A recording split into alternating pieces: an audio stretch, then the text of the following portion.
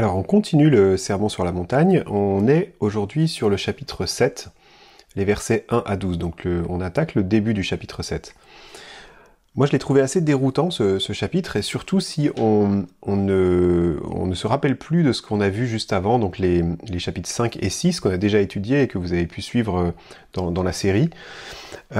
C'est important de les avoir bien en tête quand on démarre le chapitre 7. Alors, en guise d'introduction, je vais reprendre un petit peu qu'est-ce qu'on a vu jusqu'ici, chapitres 5 et 6.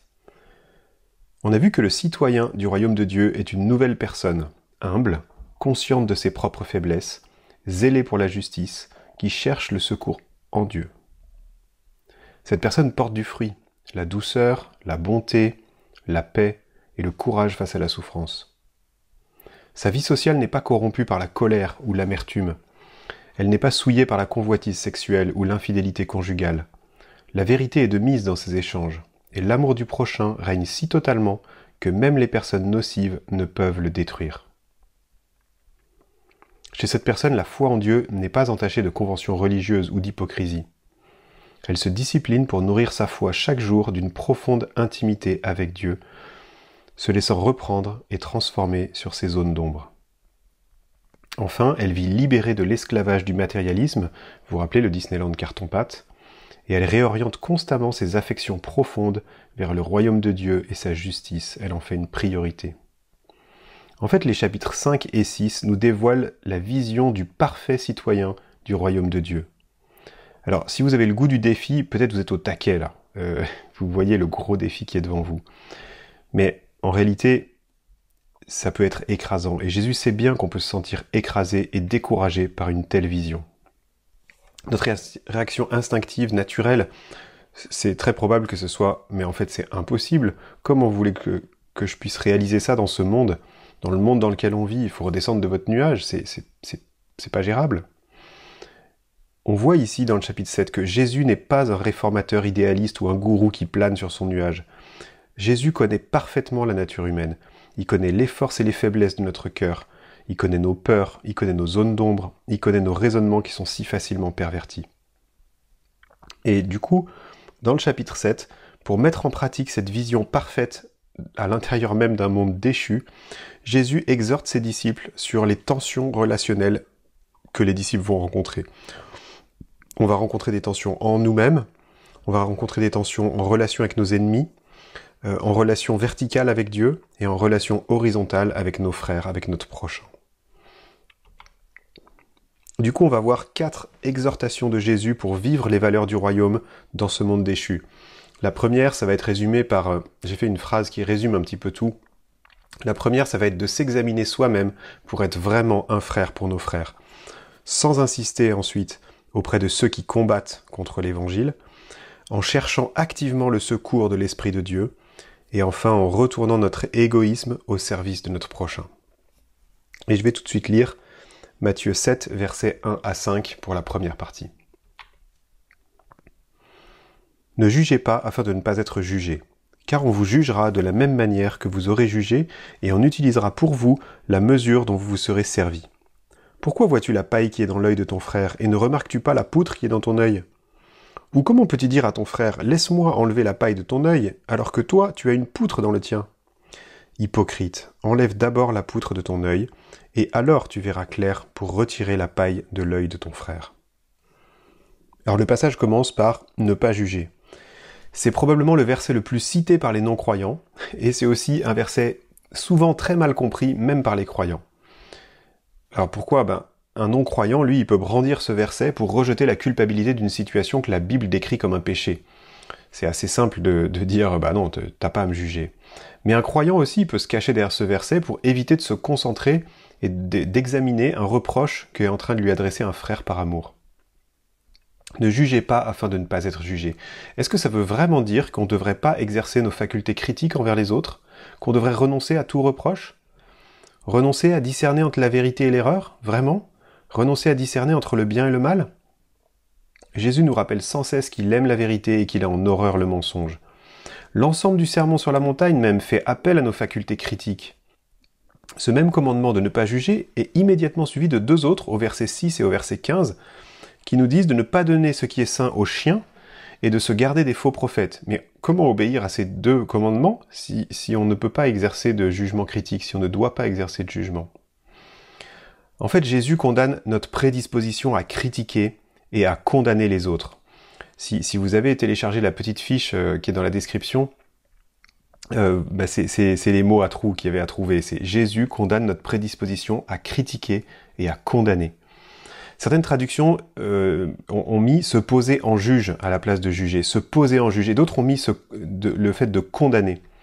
En fait, je pense que une bonne description, c'est quelqu'un qui se plaît à critiquer, à voir le mal partout. C'est le fait d'avoir une attitude négative qui cherche à briser l'autre. C'est même prendre plaisir à dénicher les points faibles, les défaillances des autres. C'est un manque évident de grâce envers les autres. Et c'est le fait de condamner, ou plutôt de juger définitivement, alors que nous, on ne voit pas dans les cœurs. Quelque part, on prend la place de Dieu, alors que c'est Dieu le seul juge, le seul vrai juge qui peut connaître les cœurs. John Stott le dit comme ça dans son livre d'études sur le sermon. Il dit « Jésus ne s'attend pas à ce que les chrétiens renoncent à toute faculté critique, trait par excellence qui distingue l'homme de l'animal, mais qu'ils ne se laissent pas aller à l'ambition présomptueuse d'être Dieu. » En fait, Matthieu 7, versets 1 à 5, c'est un tout. En fait, Jésus nous met en garde contre deux types de comportements dans le but de nous rendre capables de réaliser le troisième comportement qui est notre cible. On vient de voir le premier, c'est ne pas s'ériger en juge à la place de Dieu. C'est ce qu'on vient de décrire ici. Le deuxième, c'est de ne pas être un hypocrite dans nos jugements. Et le troisième, c'est l'objectif, c'est pour être un frère pour nos frères. Donc on va regarder tout de suite le deuxième, donc l'hypocrisie dans nos jugements envers notre frère. Et c'est ce qu'on voit ici. Pourquoi vois-tu la paille qui est dans l'œil de ton frère et ne remarques-tu pas la poutre qui est dans ton œil?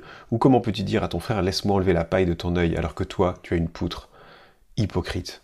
Cette hypocrisie, c'est la fâcheuse tendance à exagérer les fautes des autres et à minimiser les nôtres.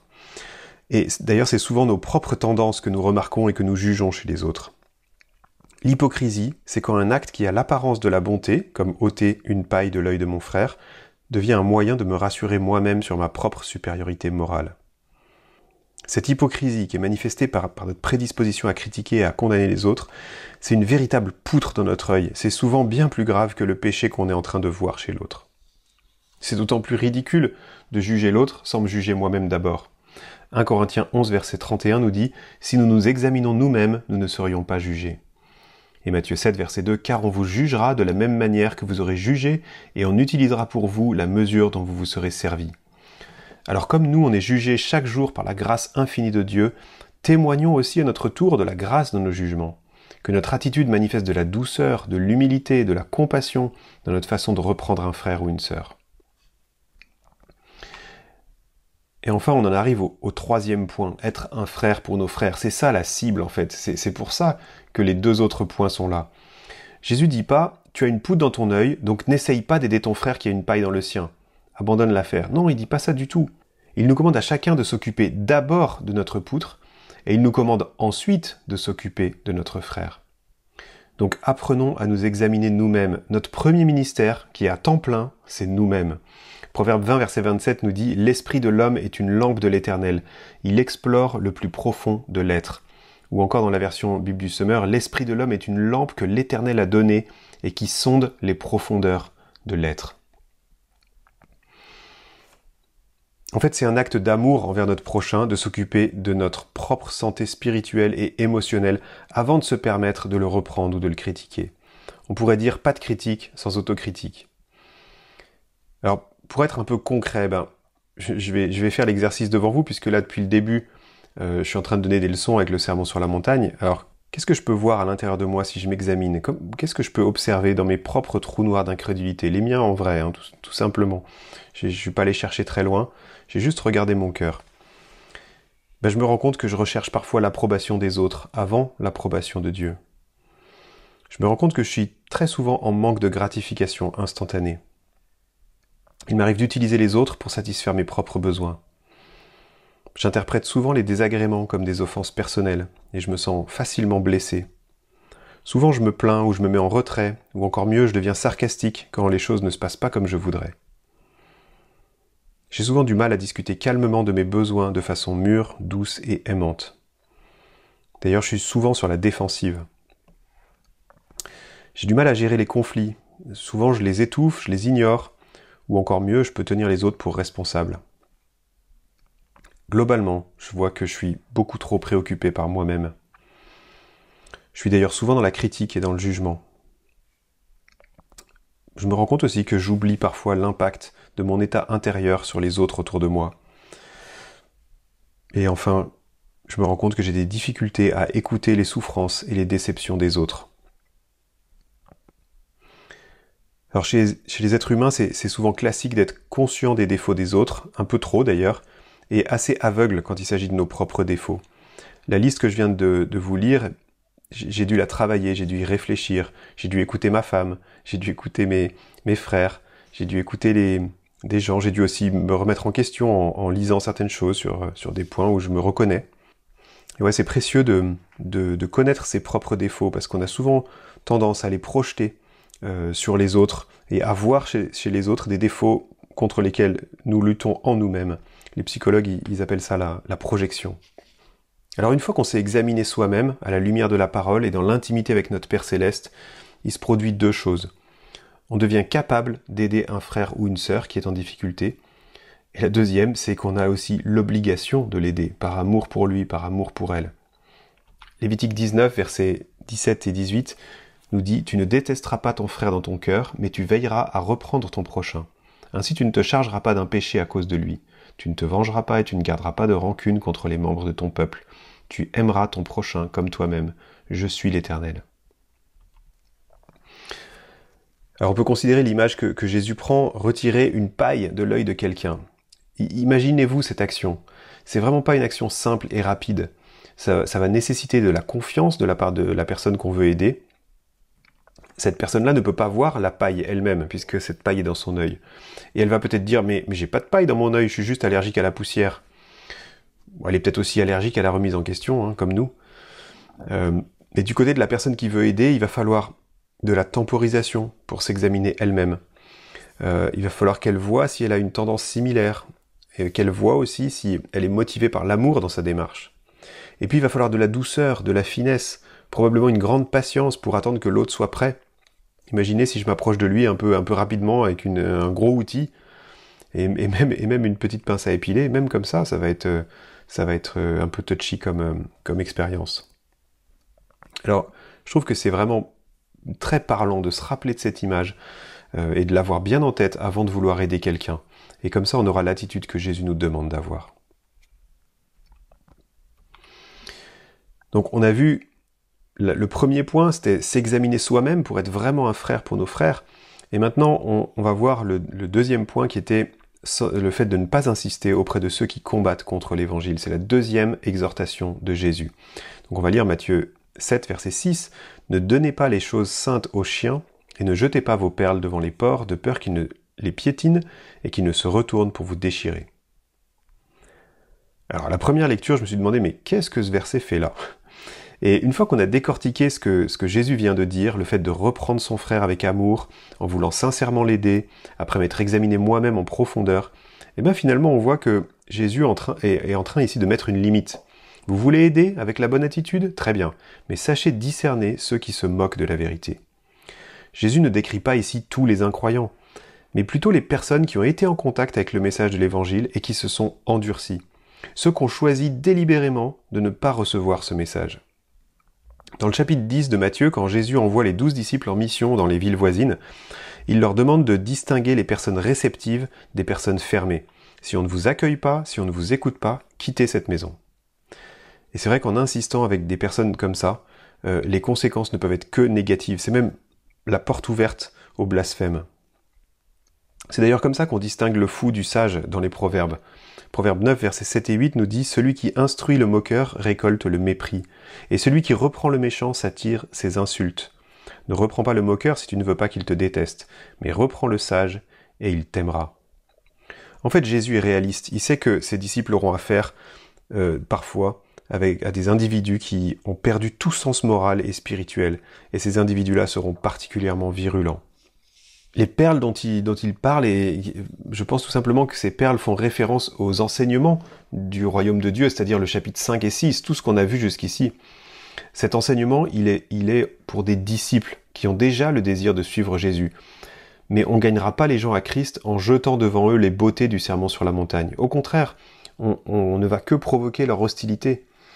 Par exemple, l'enseignement sur la futilité d'accumuler des biens matériels. Quelqu'un pourrait répondre, ça t'arrange de croire ça parce que t'es lâche, parce que tu te sens pas capable de faire ce qu'il faut pour gagner beaucoup d'argent. Du coup, ça te donne une valeur, tu te crois supérieur aux autres avec ton truc. Ou alors l'enseignement sur la fidélité. Quelqu'un pourrait répondre, c'est hypocrite, en fait, t'assumes pas tes propres désirs. C'est tout. Ou l'enseignement sur la prière. On pourrait nous répondre, c'est juste une manière de te tromper toi-même, de te rassurer parce que tu peux rien changer par toi-même. Ton christianisme, finalement, c'est juste une béquille parce que t'es désespéré. Etc., etc. Vous connaissez ce genre d'arguments et ce genre de mépris pour notre foi. Donc ces enseignements ne doivent être rappelés qu'aux personnes qui se disent chrétiennes et qui acceptent d'être aidées et qui font leur part du travail, c'est-à-dire elles-mêmes de s'examiner, de se remettre en question, de se repentir, de se discipliner et de recommencer chaque jour parce qu'on n'a jamais terminé de faire ça. Même d'ailleurs avec un frère, vous ne pouvez pas faire pour lui ce qu'il doit faire lui pour lui-même. Et c'est un peu le sens de ce verset. Donc on a vu s'examiner soi-même pour être vraiment un frère pour nos frères, sans insister auprès de ceux qui combattent l'évangile, et enfin en cherchant activement le secours de l'Esprit de Dieu. C'est la 3e exhortation de Jésus, pour vivre les valeurs du sermon sur la montagne, pour vivre comme un citoyen du royaume dans ce monde déchu. Et on va lire ce passage-là qui est les versets 7 à 11. « Demandez et l'on vous donnera, cherchez et vous trouverez, frappez et l'on vous ouvrira. En effet, toute personne qui demande reçoit, celui qui cherche trouve, et l'on ouvre à celui qui frappe. Qui parmi vous donnera une pierre à son fils, s'il lui demande du pain? Ou s'il demande un poisson, lui donnera-t-il un serpent?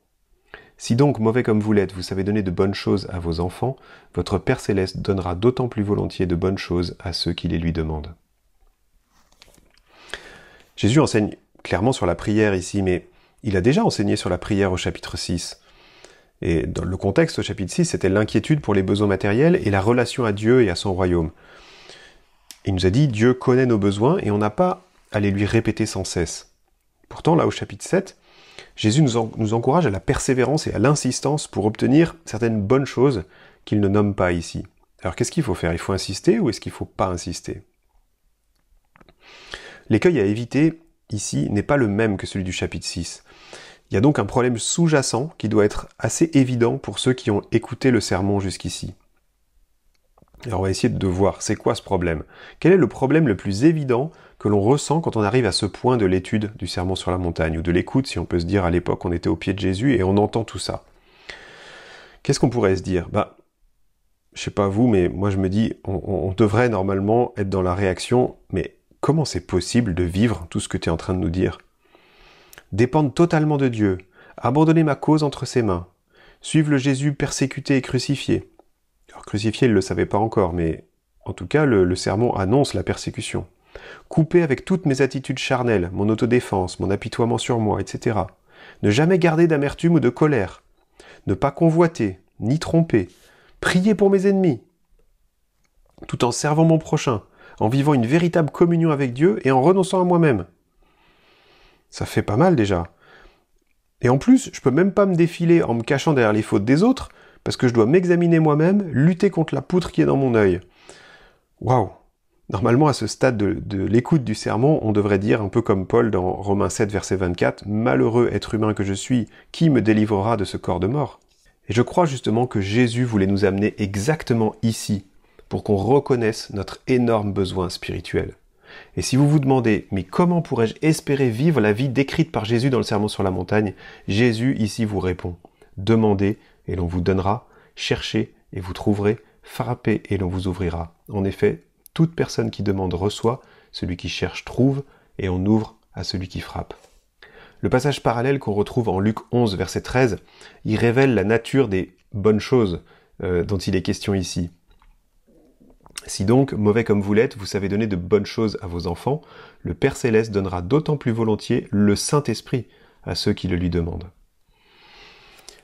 Il faut bien voir que la plupart des biens matériels que nous recevons ne dépendent ni de la prière, ni de la reconnaissance au Créateur qui les donne à tous. Par exemple, le soleil se lève sur les bons et les méchants. Le souffle de vie est accordé aussi à des athées.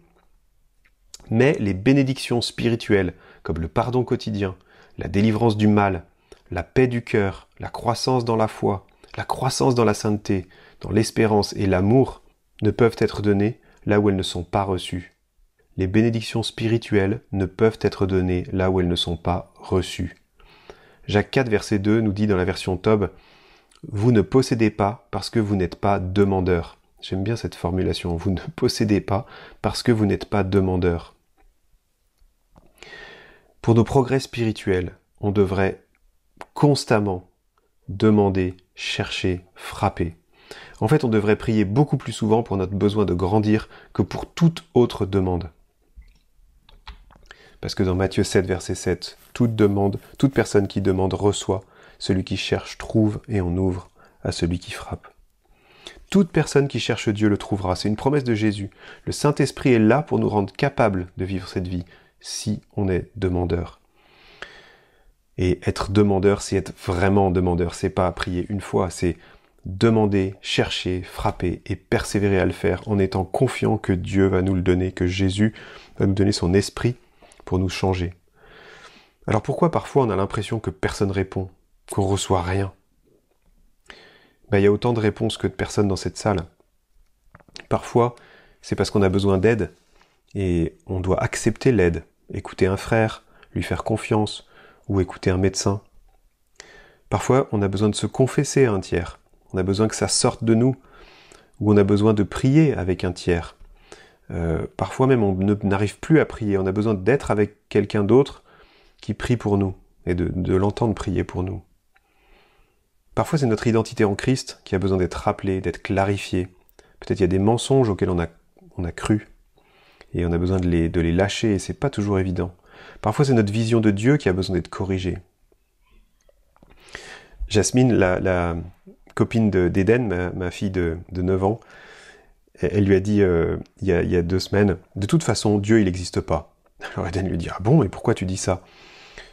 Je lui ai dit « Si tu existes, fais que mes parents soient d'accord de m'abonner au magazine Les Petites Sorcières. » J'ai trouvé ça drôle, mais est-ce qu'on fait pas un peu pareil des fois ? On voudrait dicter le comportement de Dieu, on voudrait lui imposer les bonnes choses qu'on voudrait, et au lieu d'accepter les bonnes choses que lui veut nous donner. Être vraiment demandeur des bonnes choses, c'est renoncer à soi-même. C'est retirer une à une les pelures d'oignon de notre vieille nature. Et ça peut être long, ça peut être douloureux aussi. Alors on en arrive au dernier point.